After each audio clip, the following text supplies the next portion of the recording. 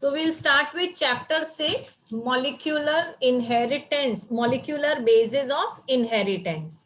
अब last chapter में हमने क्या पढ़ा? चैप्टर 5 में हमने पढ़ा कि इनहेरिटेंस के लिए जीन्स रिस्पॉन्सिबल हैं, और वो जीन्स को मेंडल ने क्या नाम दिया था बताइए? फैक्टर। ठीक है, मेंडल ने उनको नाम दिया था फैक्टर, और उन्होंने कहा कि इनहेरिटेंस ये फैक्टर्स की वजह से होता है, पर क्या पैटर्न है उसका वो क्लियर नहीं था। ऑल्दो उन्होंने थोड़े रूल्स दिए थे। कौन से लॉज दिए थे मेंडल ने? बताओ, 3 लॉज दिए थे। कौन से? Law of dominance, law of segregation, correct. उन्होंने इनहेरिटेंस की पैटर्न के लिए 3 लॉज दिए, law of dominance, law of independent assortment और लॉ ऑफ सेग्रीगेशन। बट बाद में जब हमने क्रोमोसोम्स के बारे में जाना तो हमको पता चला कि भाई इसके अलावा भी इनहेरिटेंस होता है। हमने देखा ऐसा जरूरी नहीं है कि खाली डोमिनेंस हो, कोडोमिनेंस भी हो सकता है, एपिस्टेसिस भी हो सकता है, मल्टीपल एलीलिज्म भी हो सकता है, पॉलीजेनिक इनहेरिटेंस भी हो सकता है। तो जैसे जैसे हमने जो जेनेटिक मटेरियल था उसको एक्सप्लोर किया, वैसे वैसे पैटर्न ऑफ इनहेरिटेंस में भी बहुत सारी नई नई चीजें पता चलती गई। इतना क्लियर? Yes ma'am. अब मेंडल के बाद फॉर द नेक्स्ट 100 इयर्स लोगों को ये जानना था कि जो जेनेटिक मटेरियल है वो किसका बना हुआ है, मॉलिक्यूलर नेचर क्या है उसका, बायोकेमिकली वो किसका बना हुआ है। तो उसके लिए what they did certain experiments, और फिर उनको समझ आया कि अच्छा, क्रोमोसोम्स या जेनेटिक मटेरियल या जीन या अलील या फैक्टर सब सेम ही है। वो किसका बना हुआ है? कौन से मॉलिक्यूल का बना हुआ है बताओ? डीएनए। डीएनए, जिसका फुल फॉर्म है deoxyribonucleic acid, deoxyribonucleic acid. तो यही है जेनेटिक मटेरियल जिसकी वजह से एक्सप्रेशन भी हो रहा है, इनहेरिटेंस भी हो रहा है। सो बेसिकली देखो, हमारे पास जो बायोमोलिक्यूल्स हैं 11th स्टैंडर्ड में आपने पढ़े थे, 4 तरह के होते हैं, कार्बोहाइड्रेट्स, प्रोटीन्स, न्यूक्लिक एसिड्स और फैटी एसिड्स या तो फैट्स। अब ये जो न्यूक्लिक एसिड्स हैं ये 2 तरह के होते हैं, डीएनए और आरएनए। ये हमारा जेनेटिक मटेरियल है। समझ आया? Yes ma'am. ओके, अब ये न्यूक्लिक एसिड्स क्या है? Nucleic acids are polymers of nucleotide. Polymer समझ रहे हैं हम लोग? बहुत सारे न्यूक्लियोटाइड्स के बीच में जब हमने कोवलेंट बॉन्डिंग करी तो उसका एक पॉलीमर बन गया जिसको हम बोलेंगे पॉलीन्यूक्लियोटाइड्स। तो बेसिकली वो क्या है? वो पॉलीमर है, बहुत सारे मोनोमर्स को मिला के बना हुआ है। इतना क्लियर?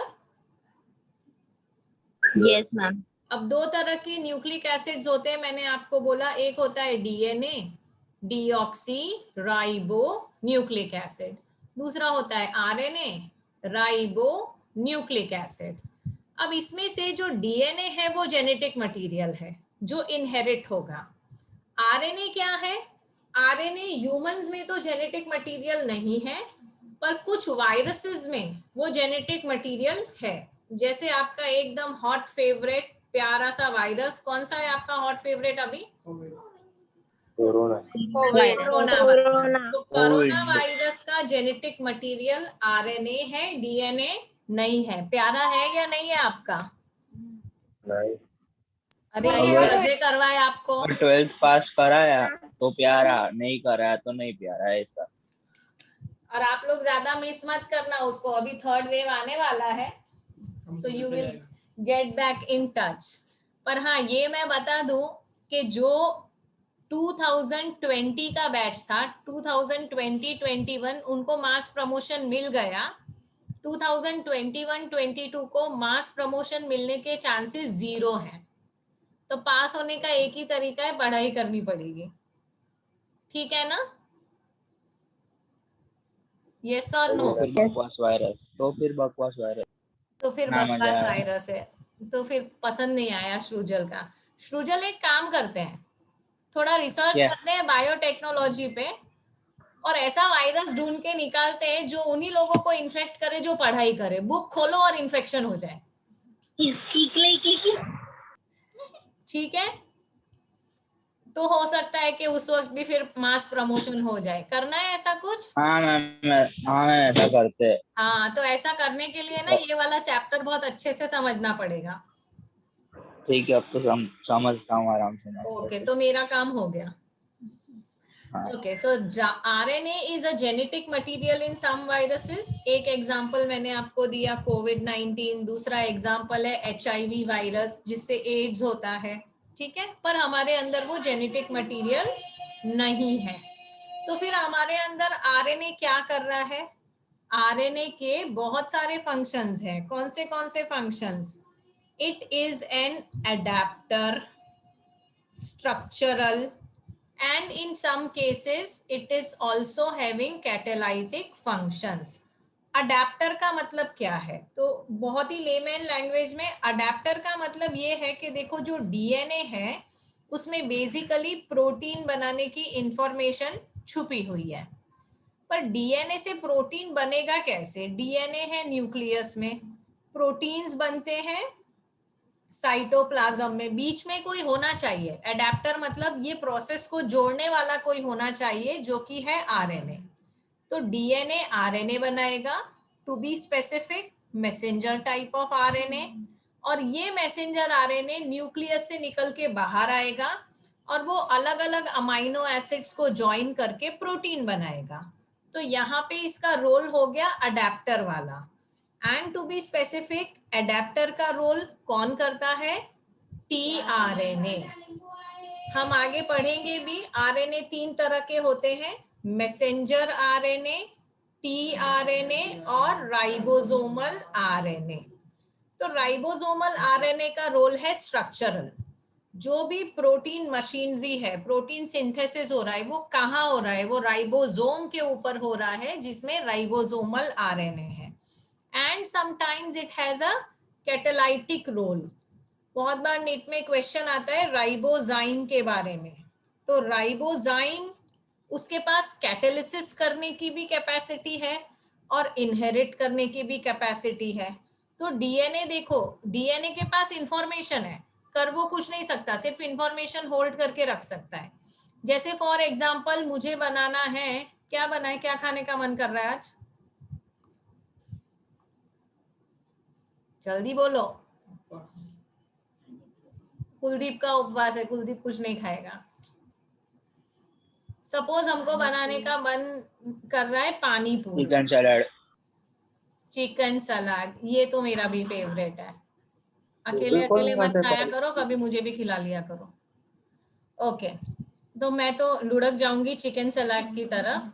तो अब ये चिकन सलाद बनाने के लिए सबसे पहले हमको क्या चाहिए? रेसिपी। कि भाई करना क्या है, क्या क्या चाहिए? चिकन चाहिए, स्प्राउट्स चाहिए, ड्रेसिंग्स चाहिए, ठीक है, हर्ब्स चाहिए। तो वो सारे इंग्रेडिएंट्स कौन कौन से चाहिए और उनको कौन से टाइम पे ऐड करना है, तो वो जो मेथड है वो है रेसिपी। तो रेसिपी किसके पास है? डीएनए के पास है। और डीएनए के पास सिर्फ रेसिपी ही है। चिकन सलाद बनाने के लिए सिर्फ रेसिपी से थोड़ी काम चलेगा, हमको चीजें भी तो चाहिए होगी। चिकन चाहिए होगा, हर्ब्स चाहिए होंगे, और क्या चाहिए होगा? ड्रेसिंग्स, वेरियस स्पाइसेस चाहिए होंगी। तो उनको हम बोलेंगे अमाइनो एसिड्स। तो ये सारी चीजें कहाँ हैं? ये सारी चीजें हैं साइटोप्लाज्म में। अब ये सारी चीजों को गैस पे पकाना है, मिक्स करना है, उनकी श्रेडिंग करनी है, चॉपिंग करनी है, जो भी करना है, ये काम कौन करेगा? ये काम सृजल करेगा, बना के लाएगा और सबको खिलाएगा। तो वो काम करने मैम के कोई नहीं लिए खाता है। आरएनए है। मैं खाती हूँ सृजल, बोल कब? हाँ तो कोरोना हटे तब ऐसा। भाई रहने क्या दे, कोई मैं खुद ही बना के खा लूंगी। मैडम कुछ भी बोल तो आरएनए क्या काम करेगा? RNA will put together all the ingredients and then it will make the protein. तो जैसे मैंने बताया कि कैटालाइटिक रोल आरएनए का है, डीएनए के पास सिर्फ ज्ञान है, और खाली ज्ञान से कुछ होता नहीं है, उसको इम्प्लीमेंट भी करना पड़ता है. ऑफ कोर्स हैविंग ज्ञान इज द फर्स्ट टास्क, लेकिन उसके बाद इम्प्लीमेंटेशन भी उतना ही जरूरी है. तो आरएनए के फंक्शंस हो गए एडेप्टर, स्ट्रक्चरल, कैटालाइटिक. कुछ वायरसेस में it is also the genetic material. इतना क्लियर? Yes, ma'am. अब हम बात करेंगे डीएनए की. तो सबसे पहले तो डीएनए क्या है? DNA is a long polymer, बहुत ही लंबा चौड़ा भारी भरकम मॉलिक्यूल है. Polymer of what? Deoxy ribo nucleotides. कैसे इसको याद रखोगे? Deoxy ribo nucleotide. मैंने बोला बहुत लंबा चौड़ा मॉलिक्यूल है, तो कितना लंबा चौड़ा? कैसे मेजर करोगे? What is the length of DNA? तो लेंथ ऑफ डीएनए को मेजर करोगे by using the number of nucleotides. के इसमें कितने न्यूक्लियोटाइड्स हैं? 4000 हैं, 8000 हैं, 10,000 हैं, 20,000 हैं, कितने हैं? So number of nucleotides which are also referred as base pairs. Why base pairs वो बाद में बताऊंगी, अभी सिर्फ न्यूक्लियोटाइड याद रखो. थोड़ा सा ओवरव्यू ले लेते हैं about what do you mean by number of nucleotide. तो अभी हम बात करते हैं बैक्टीरियोफाज की. क्या भला है ये bacteriophage? Anybody has any idea?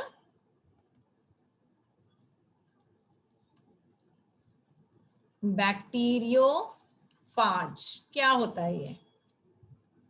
देखो, फाज होता है वायरस. अब ये वायरस इतना छोटा होता है कि ये बैक्टीरिया को भी इन्फेक्ट कर सकता है, बैक्टीरिया में भी डिजीज प्रोड्यूस कर सकता है. तो जो वायरस बैक्टीरिया को इन्फेक्ट करे वो बैक्टीरियोफाज. जो वायरस एनिमल को इन्फेक्ट करे उसको तुम एनिमल फाज बोल सकते हो. वैसे ऐसा कोई टर्म है नहीं इन यूसेज. और जो प्लांट को इन्फेक्ट करे उसको तुम बोलोगे प्लांट वायरस या प्लांट फाज. तो basically bacteriophage is the virus which will infect bacteria. तो वो बहुत छोटा होगा. देखो, बैक्टीरिया खुद इतना छोटा होता है, तो बैक्टीरिया को इन्फेक्ट करने वाला वायरस कितना छोटा होगा? It will be very very minute. बहुत ही छोटे डायमेंशंस की हम बात कर रहे हैं. पर उतने छोटे डायमेंशंस में भी if I take the example 5174, ये नाम है बैक्टीरियोफाज का. ठीक है, तो ये 5174 जो इतना छुटकू सा वायरस है, उसके अंदर कितने न्यूक्लियोटाइड्स हैं? 5386. तो छुटकू सा है पर बहुत सारे न्यूक्लियोटाइड्स हैं उसमें. थोड़ा सा आगे चलते हैं, थोड़ा साइज बढ़ाते हैं. Instead of phase if I take lambda. अच्छे अच्छे नाम है ना ये वायरसेस के. तो लैम्डा कितना बड़ा है? लैम्डा में कितने न्यूक्लियोटाइड्स हैं? अभी आप ऐसा मान के चलो nucleotide is equal to base pair. तो इट हैज 48,502 बेस पेयर्स. अब हम बैक्टीरिया की बात करते हैं. तो ई कोलाई में कितने बेस पेयर्स हैं या कितने न्यूक्लियोटाइड्स हैं? 4.6 इंटू 10⁻⁶. ठीक है, 10⁻⁶. समझ रहे हो, बहुत बड़ा नंबर है. और जब हम यूकैरियोट की बात करते हैं, ह्यूमन डीएनए की बात करते हैं, तो ह्यूमन के हर एक सेल में हेप्लॉइड कंटेंट. अच्छा, हेप्लॉइड और डिप्लॉइड सबको क्लियर है?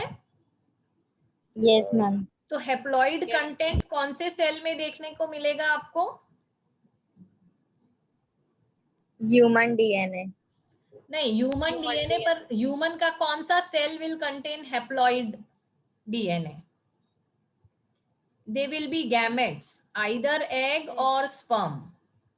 बस ये दोनों ही हैं जिनके पास हेप्लॉइड कंटेंट होगा.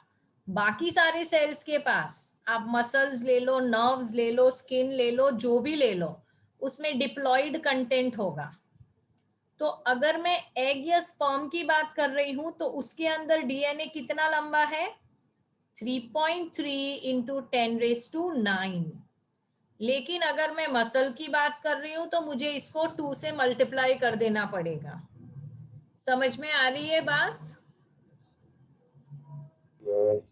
So you are carrying a huge amount of information within each cell. बहुत सारा information आपके पास है. Okay. तो अब हम बात करेंगे, हमने ये तो जान लिया कि भाई किसके डीएनए में कितने न्यूक्लियोटाइड्स हैं. अब ये जाने कि ये न्यूक्लियोटाइड एग्जैक्टली क्या है. जब मैं बोल रही हूं कि DNA is a polymer of nucleotide और it is a polynucleotide chain, then what is that nucleotide. तो न्यूक्लियोटाइड में 3 कंपोनेंट्स हैं. कौन कौन से? Number 1 nitrogen base, number 2 pentose sugar, number 3 phosphate group. ठीक है. अब यहाँ पे हम थोड़ा सा फ्लो चार्ट बनाना शुरू करेंगे. शायद मैंने ऑलरेडी इसका वीडियो डाला हुआ है, but I don't know, I will do that again, no problem. तो एक मिनट.